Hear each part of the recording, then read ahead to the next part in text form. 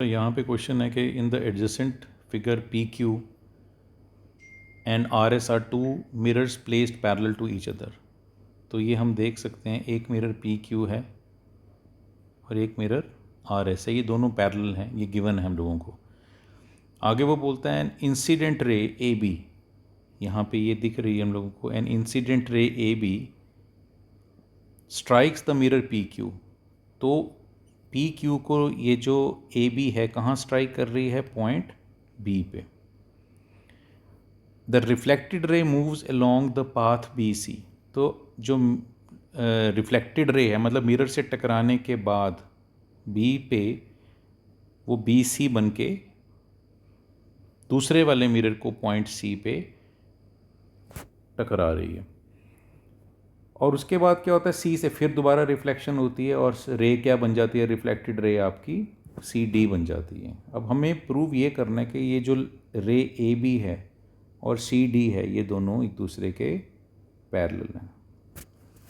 तो पैरेलल हैं तो हमें इनडायरेक्टली क्या प्रूव करना होता है? अगर हम पहले ये देख लें हमें प्रूव करना क्या है। लेट्स से ये दो लाइंस अगर पैरेलल प्रूव करनी है, तो अगर मैं किसी तरह से ये वाला एंगल और ये वाला एंगल दोनों ये इक्वल प्रूव कर दूं, मतलब अगर मैं इसको एंगल 1 नाम दे दूं, इसको एंगल 2, और एंगल 1 को एंगल 2 के इक्वल प्रूव कर दूं, तो ये मेरे क्या हो जाएंगे? Alternate angles. तो यानी कि किसी तरह से मुझे एंगल ए बी सी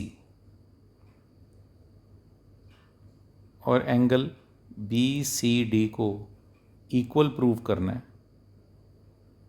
ये चीज़ हमें प्रूव करनी है। अगर मैं ये कर लेता हूँ तो मेरी ए बी जो है वो पैरेलल हो जाएगी सी डी के।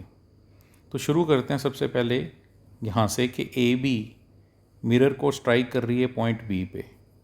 तो ए बी हम लोगों की किस टाइप की रे है? इसको हम कहेंगे इंसिडेंट रे। पॉइंट बी हमारा, इसको हम कहा जाता है point of incidence. This is called point of incidence. और बी सी क्या है? रिफ्लेक्टेड रे है। So this is the reflected रे। तो लॉ ऑफ रिफ्लेक्शन की अगर हम बात करें,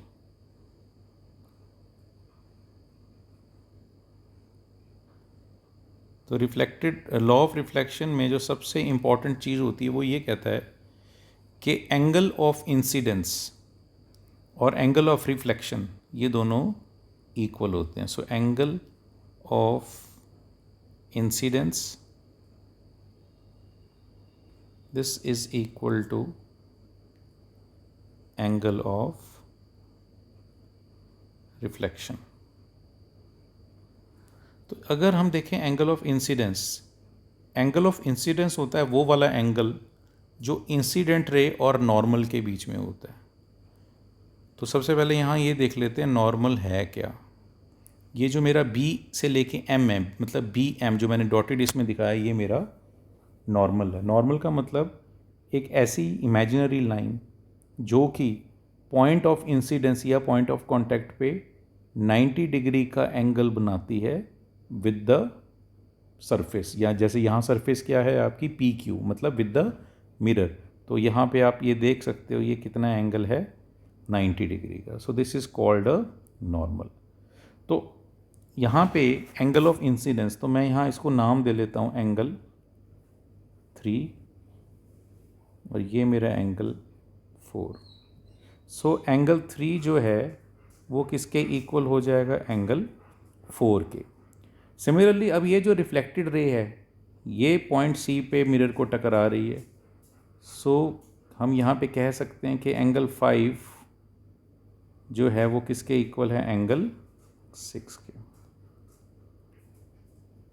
ये this is because of laws of reflection. अब हमें एक चीज़ यहाँ ये देखनी है कि मेरा जो बी एम है वो भी 90 डिग्री है और इधर पॉइंट ऑफ कांटेक्ट मेरा क्या है? या पॉइंट ऑफ इंसिडेंस सी भी मेरा पॉइंट ऑफ इंसिडेंस है। तो ये भी 90 डिग्री का एंगल बना रहा है। तो यहाँ से हम लोग बोल सकते हैं कि बी एम जो है this is parallel to C N. चाहे आप इसको ऐसे देख लें कि ये एंगल अगर मेरा 90 है, क्योंकि पी क्यू और आर एस मेरी पैरेलल है, देयरफॉर ये भी 90 हो जाएगा। अब इन दोनों का सम क्योंकि 180 है, तो ये किस टाइप के एंगल्स हैं? हमारे को इंटीरियर एंगल्स। तो देयरफॉर हम यहाँ से बोल सकते हैं बी एम जो है पैरेलल टू सी एन हो जाएगा। सो अगर मेरा B M parallel to C N है, अब यहाँ पे हम लोग एक चीज़ हाईलाइट कर लेते हैं। ये इसके पैरेलल दिया हुआ है, ये क्या है? ट्रांसवर्सल।